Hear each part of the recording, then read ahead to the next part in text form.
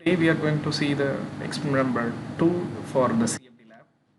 So in which we are going to see the computational analysis of two-dimensional steady state heat diffusion with different boundary condition. The objective is we are going to do the CFD analysis on a two-dimensional uh, heat conduction or heat diffusion, and here we are going to see in case if you are giving a different boundary condition how we can apply the different types of boundary condition. The boundary conditions is nothing but the condition which bounds the system which we have considered for the analysis. Generally, the boundary conditions can be classified into three types. One is of Dirichlet, Newman and Robin boundary condition, where the Dirichlet boundary condition is nothing but to give a fixed value as the boundary condition, like constant temperature or a constant velocity, like that. If you are giving an fixed value or constant value, then that is called Dirichlet boundary condition. And in our first case we are going to give for the two-dimensional domain all the boundary to be a constant temperature boundary condition. In second case we are going to consider Newman boundary condition. In case of Newman boundary condition, where the boundary condition will be given in terms of a derivative. So that means here let's say that if you are giving the heat flux as a boundary condition, if you are giving some heat flux value, then that is considered as the Newman boundary condition. So here for the second case, in the two-dimensional domain, generally we are going to consider a square domain. In the square domain, the three sides we are going to give a constant temperature boundary condition, and on the one side we are going to give a heat flux boundary condition where we are going to consider heat flux is equal to 0. And in the third case we are going to consider the Robin boundary condition. The Robin boundary condition is we can say that it is a combination of Dirichlet and Newman, where we are going to give we will be defining the boundary condition in terms of a derivative, and that derivative can be solved by giving a constant value. So here we are going to consider a convective heat transfer coefficient in a boundary, and convection happening in a boundary. For that we are going to give a convective heat transfer coefficient which is 50 watt per meter square Kelvin, and also in order to give a constant value, fixed value, we are going to give the ambient temperature for the convection as 300 Kelvin. So these are the three cases we are going to do the simulation. We are going to do the analysis today. So for this case we are going to consider a domain, two-dimensional domain of 1 meter by 1 meter, a two-dimensional domain, and the nodes how to set that, those things we'll see. And in case of two-dimensional heat transfer problem, what will be the governing equation? So we have seen that it is a steady state heat transfer heat convection problem. So in case of, if you consider the generic energy equation, the generic energy equation will be simplified for the steady state two-dimensional heat conduction problem to be dou square T by dou x square plus dou square T by dou y square is equal to 0. And here are the geometry which we have. So now let's go to the analysis by using the CFD tool. Here you need to open the workbench. So if you go to your start menu, then if you search for workbench, ANSYS workbench, then you could able to get this workbench. In this workbench we are going to choose the analysis system. So here we are going to use fluid flow fluid. So you can see that in case of fluid flow there are many are there. In that we have to choose a fluid because we are going to use the solver as a fluid. So you choose the fluid flow fluid. If you double click, it will create a project window. So there are two project window. I'm going to delete one, so because we need only one. Okay, delete this one. Okay, so we have created a project window. In this you can just name whatever you want, because in order to distinguish different experiment we can give a name. So I am going to give like experiment number 2, two-dimensional heat diffusion problem. Okay, now here this project will consist of the three cases and the three steps of solving any CFD problem. Like in is if you want to approach a CFD problem, that will be containing pre-processing, solver and post-processing, where pre-processing nothing but creating the geometry and apply the physical conditions and setting up of the problem, means like what solver we are using, we are going to use, and what type of problem we are going to approach with, those things we are going to set up. And the next one is of solution. So these three, geometry, meshing and setup, these three are considered as pre-processing, where solution is the solver, means based on the condition which we have set it in the above step, we are going to solve the problem, we are going to do the iteration on the chosen mesh of the geometry. And after the solution, after getting the solution, we need to visualize it by using the post processing, that is RISM. So first we start with the geometry. Okay, so here generally it will be of a three-dimensional, default geometry will be of three-dimensional, so better we need to convert into a two-dimensional, that is for our later post processing. So for that, you just right click on the geometry and you will get properties. Click on the properties, then you will have this properties window. In that if you expand, then you could able to see the analysis type. This analysis type default will be of in 3D, change that into 2D. Now after changing that, double click on the geometry or right click,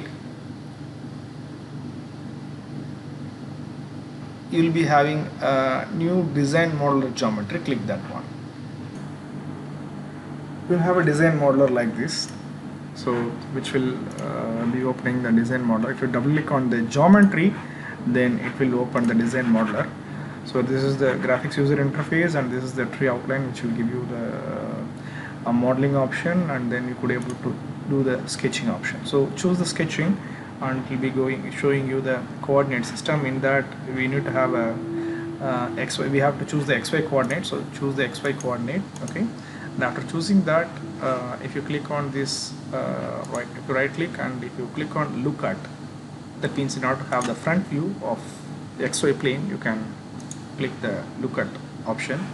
Then we have to create the geometry. So for creating the geometry, go to the sketching. In that we have to create a square geometry for the dimension of 1 meter by 1 meter. And before that, you need to do the one thing, like go to constraints. In constraints, if you move down, you will have auto constraint. Check whether this global as well as cursor option is being enabled. If it is enabled, then it will be very helpful for you to create the geometry. That means it could able to identify where the points comes and where the axes are there. So for that only we need to enable the auto constraint. Then go back to the draw and choose the rectangle over here. Then if you move to the center point, that means the origin point, then it will be showing you letter P, which means that is the origin point. So that's why we need to enable the auto constraint. Click that and approximately draw a geometry. Okay, then creating that, we have to convert that into a desired dimension. So go to dimensions, let it be in general. So create dimension for both the side, one vertical axis, one horizontal axis. Now in the left side details view, if you check, it will be showing you dimensions of the horizontal as well as the vertical. So here we required the geometry of 1 meter by 1 meter, so change the values. Also, if you click on this zoom to fit option, then it will be visual. It will be zoomed in, or you can use the zoom option also. It doesn't matter. You can use the zoom option to zoom in. Okay.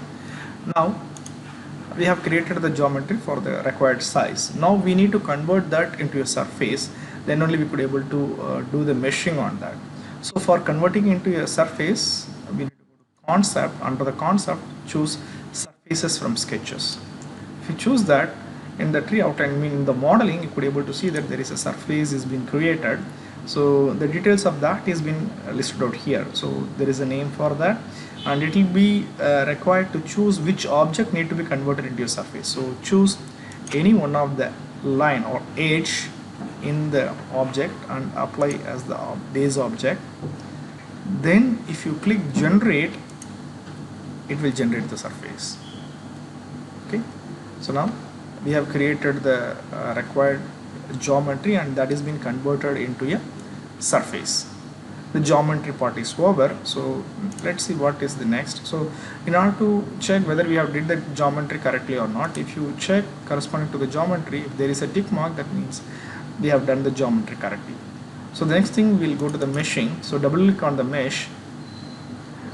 The default meshing tool which comes along with the ANSYS is open. That will load the geometry.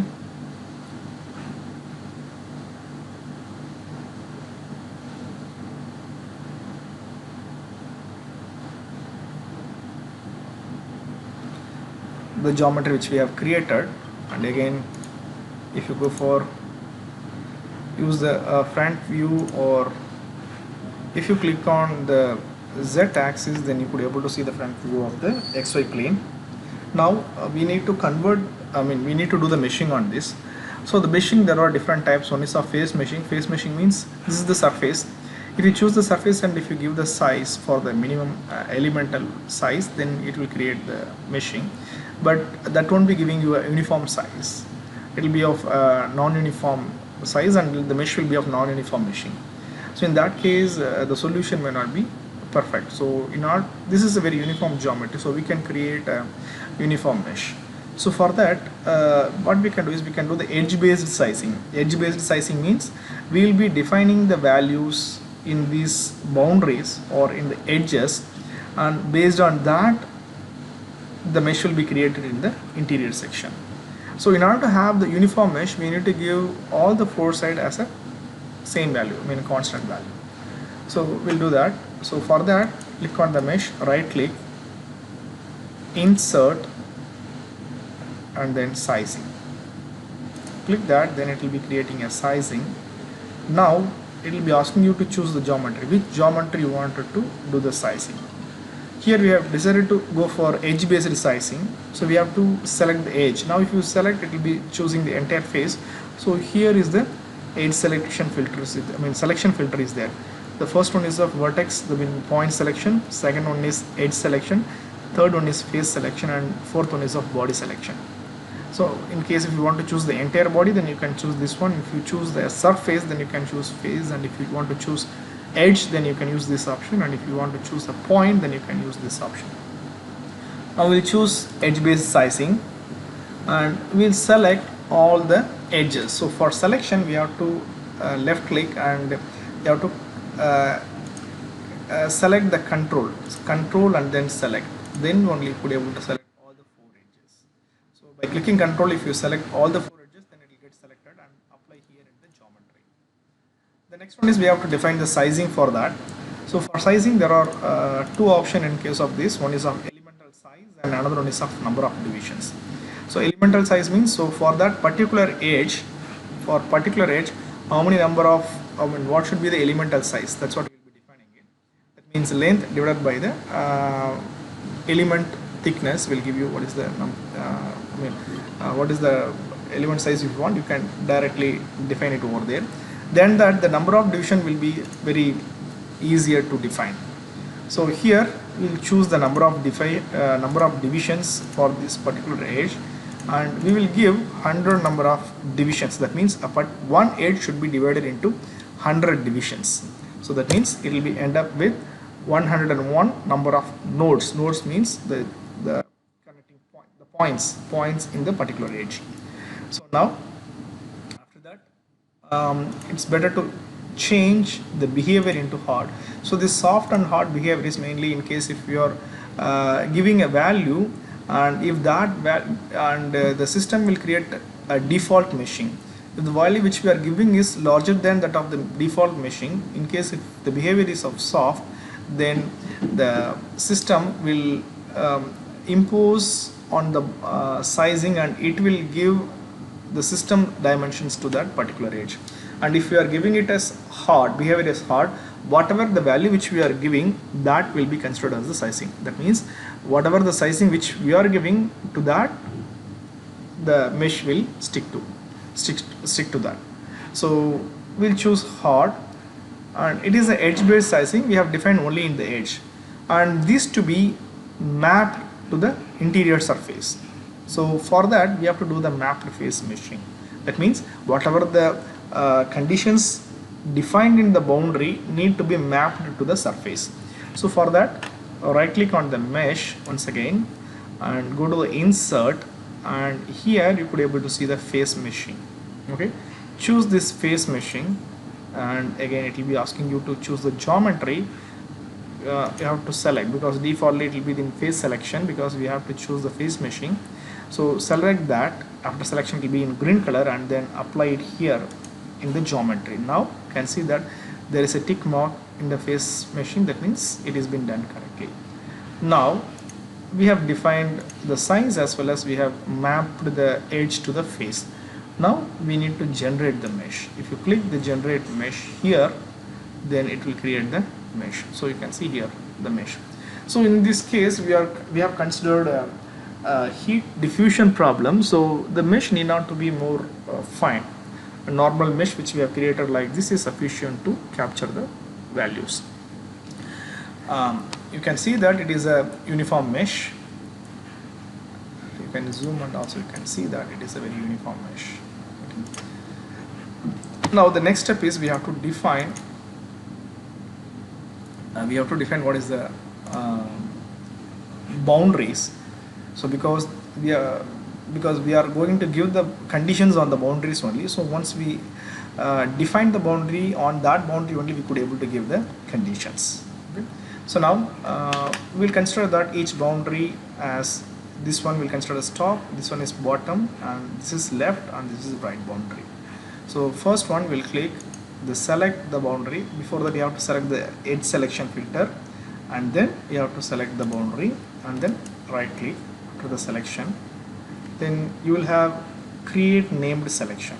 Select that one, then give the name. So we have chosen as top, right? So top boundary, top, and then select the bottom boundary. Right click, choose create named selection, and give bottom. Similarly, select the left one.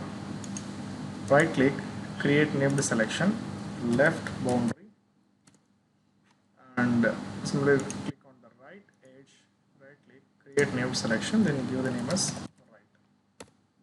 Okay. Now we have given all the name selections, so if you expand you could able to see top, bottom, left, and then right. Now after giving the names we need to update it, so click on the mesh and then click update. Then only the boundaries will be updated on the system. Okay. And you can see that the warning, actually it is a default message like which says that all the cell zones in the fluid may be automatically set to fluid. See, we don't need to give it manually. I mean, we don't need to give defaultly. It will take the system as fluid, but ours should be a solid, right? So but we don't need to worry about it. In next step, while setting up the problem, we could able to define that as a solid. So we'll move to that. Now the meshing is done. We can minimize this one, and then we can go for setting up of the problem. So if you double click on this setup, then it will launch the Fluent, where in this it will be showing whether it is 2-dimensional or 3-dimensional, and these are the default display options. And here double precision or single precision is to enable the accuracy. That means if it is of single precision, the accuracy will be of less, and if it is of double precision, the accuracy of solution will be of more. And processing means whether to solve it serially or parallel. Serial means within the system if you are solving, then it will be of serial, and parallel means if you want to use multiple core. Here it will be of single core, generally it will be of parallel means running the problem in the multiple core. Okay, so it's a simple problem, so we can stick with the serial. So give OK without changing anything in that launcher. It will open the, so this is the Fluent option. So the window for you which may look different because I'm using a different version, but the options will be of similar, so you can forget this one. So I can minimize this one, so maybe this will be good. Okay, so you'll be having a window like this. where we'll be having a general, setup followed with the solution, then you will have results. That means post processing will be coming within this Fluent itself. So the general, which will be of general setup, like the first thing we can do is check the mesh. So meshing is done, that means there is no error, so mesh quality is good. And rest of the things are generally for fluid flow settings, so we are not going to consider that one. We are going to consider the flow to be of steady, only that we are going to check. And next one is of model. In case of model, it will be showing you whether multi-phase, energy, viscous, radiation, heat exchanger, everything. So we are going to choose only the heat transfer problem, that means a heat conduction problem. So that means it requires to energy equation to be enabled. So if you double click, it will be popping up window like this, and here select the energy equation and give OK. So energy is on. Now next we can go for materials. So in materials, it will be showing you the material for fluid and solid. So ours is the heat conduction problem only of solid. So you can choose the default material, which is of aluminum. And in case if you wanted to use a new material, create, and here you go to the fluid, and from there you can choose default it is fluid. If you change that into solid, there will be of some predefined solid materials are there. If you select, then the corresponding property will be coming here. So for our case, we will choose with the default case. We are not going to consider the any other metal. We will stick with the aluminum. So aluminum is our material. Then next step will be cell zone condition. What is the cell zone condition is? We have created only one cell, which is nothing but this square geometry. This square geometry, defaultly we have seen that it will become considered as fluid. We need to change that into solid because we are going to solve a heat conduction problem. Then it will pop up a window like whether you want to give any motion or surface source term. You have to define something like that. It will be asking you. Now we are not going to give anything, so just give cancel. So it will be of solid. That's it. Now next move to the boundary conditions. In boundary conditions, it will be showing you the boundaries which we have created, and this one is of interior, which we have not defined. Whatever we have defined, that will be shown here, and the rest which we have not defined will be considered as the interior domain. So now we will define the values for the first case based on our problem. That means we will do the simulation for the Dirichlet boundary condition. So Dirichlet, we need to give 373 at boundary 1, and rest all will be of 293 Kelvin. So in our case, we will give top is, it should be a wall because it's a solid domain. So top boundary will be defined as 373 Kelvin. So double click on the top, then it will be showing you this one. The properties for that one. So here top, it will be default in thermal tab, and it will be default in heat flux. Change that into temperature, and we have to give what is the condition, that is 373 Kelvin. Give OK. Similarly, choose the bottom one. For bottom one and all other boundaries, it should be 293 Kelvin. So choose the bottom one, choose the temperature, give 293. Do it for left.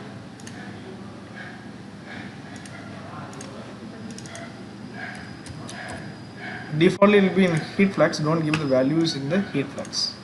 Then your problem will be deviated. So give 293. Okay, now we have defined all the boundaries. Next thing is we can go for a solution. That means the pre-processing is done. We have set up the problem, and the next thing will be we have to define. We have to set up the problem. So in case of solution, the first thing will be of method. What type of approach you are going to use it. So generally there won't be any momentum, pressure. These things are not recorded. Only the energy equation we have considered. So that will be using second. Right. So default one we'll choose it, and we need to initialize it. So while initialization, we'll go for standard initialization. Just choose standard and then initialize it. Okay. So now then go to the run calculation and just give some 10 number of iterations, because the heat conduction problem may not require more number of iterations. So Just give 10 and then give the calculator. We'll see whether it converged or not. Yes, we have did the calculation and it shows that the solution is converged. So the we have to do the iteration until it shows that the solution is converged. In case within the 10 steps, if it is not showing the solution is converged, then we have to once again give the calculate, and until it shows the solution is converged, we have to keep on iterating it.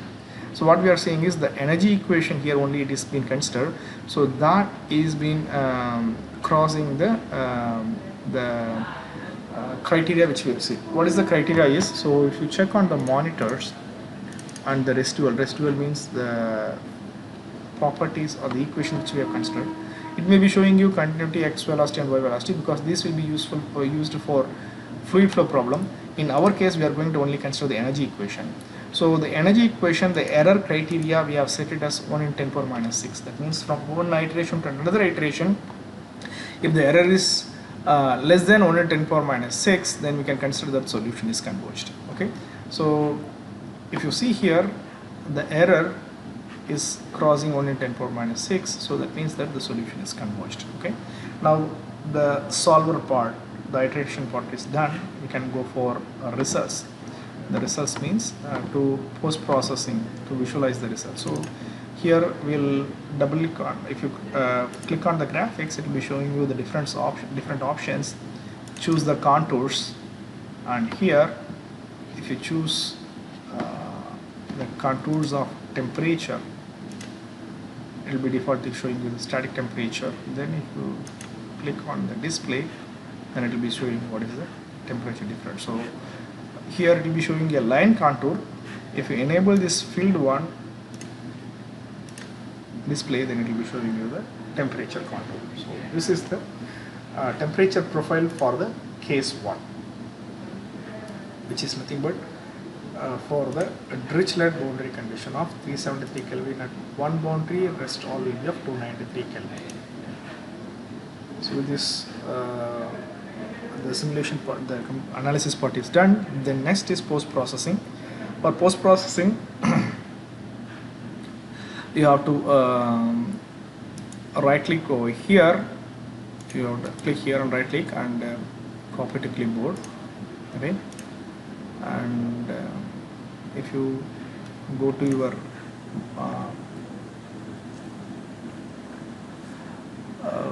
record book or model, then you have to type the procedure here. Whatever we have did, that procedure you have to type for all the cases. Then in result contours, you can just paste the contour, and here you can give the name. I mean, for what case you have did temperature contour for Dirichlet boundary condition.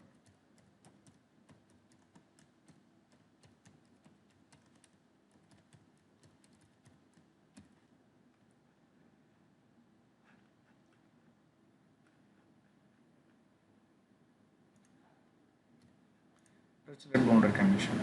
Okay, so you can save this one and you can go for the next case. So close this one, it will be saved. It will be asking you to save. Yes, you can save it.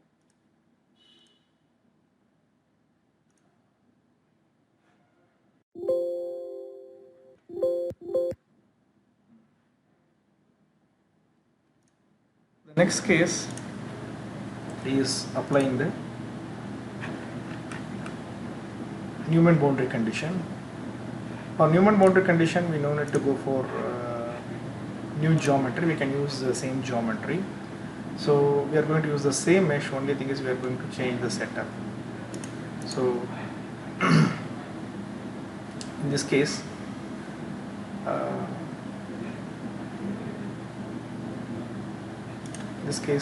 what we can do is we can create a duplicate of this one, and then we can do the modification, or we can, that will be better. So if you click here and if you click duplicate,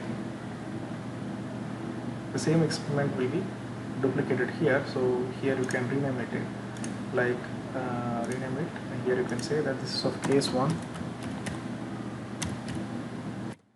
and this one is of case 2. one is a case 2.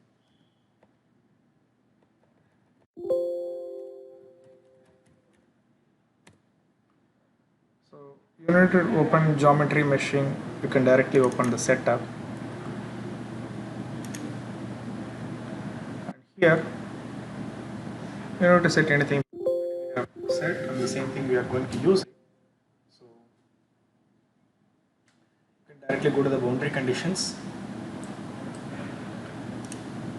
and then which boundary we are going to change. You can see that 373, 293, 293, and q dot is equal to 0. So that means one boundary we have to change that into q dot is equal to 0. So 373 we set it for the top, and this one we have set it for the bottom. So bottom boundary will give heat flux is equal to 0. So choose the bottom and edit. It will be showing you the temperature is 293 Kelvin. So change that into heat flux is equal to 0. Heat flux, the value will be equal to 0. Give OK, and nothing to be changed here. So directly you can go for initialization, because if you change anything that need to be initialized, then only it will be going for fresh calculation. So initialize the problem with standard initialization, then go to and calculate it. Yeah, it has been calculated. Calculation is complete as well as the solution is converged. So now if you go for post processing, that means contours, then you could able to see the temperature, and then click on save display. It will be showing you the different profile, and if you enable the build option, then you'll be able to see it more closely. So you can see that by giving heat flux is equal to 0, the temperature profile is been changed. Now this boundary is considered as heat flux is equal to 0. So copy this into the manual. So copy to clipboard, and then open your manual and put it here. Case 2, temperature, contour 4, Newman, boundary condition.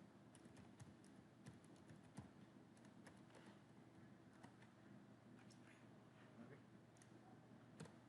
Can here you can change that, like case 1.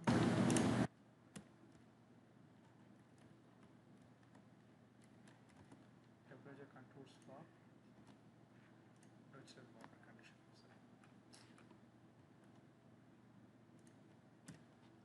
Dirichlet boundary condition. Okay. Now you can close this one, save it.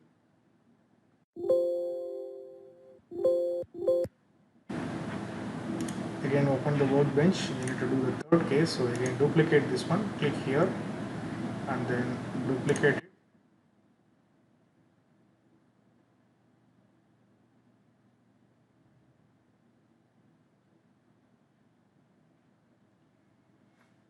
And change the name to case 3.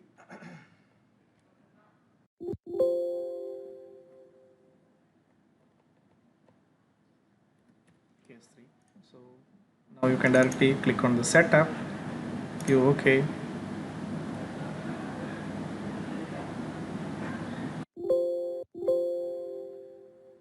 can directly go to the boundary conditions.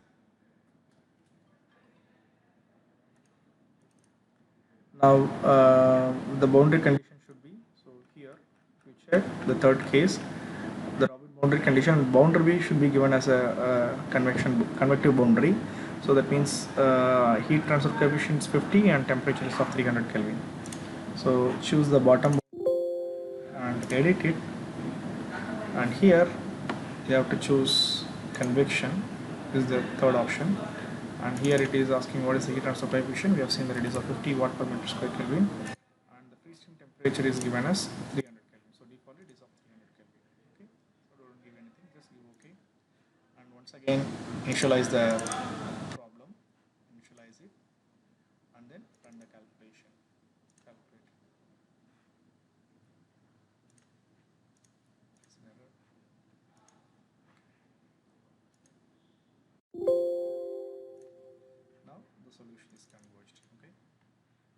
you do the post processing like contours,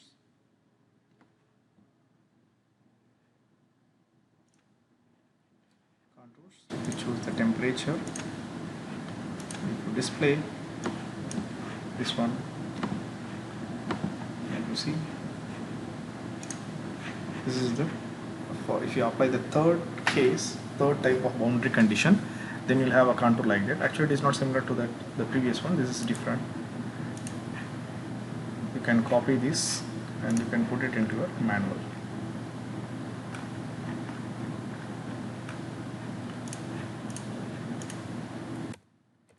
Just case 3, temperature, contour for Robin boundary condition.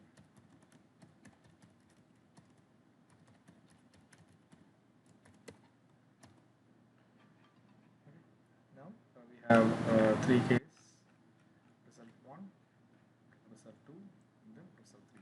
The 2 may be looking like similar, but actually it is different. If you change the free stream temperature as from 300 to some other temperature, then you could be able to visualize it more clearly. But for our condition, the result is of like this. Okay.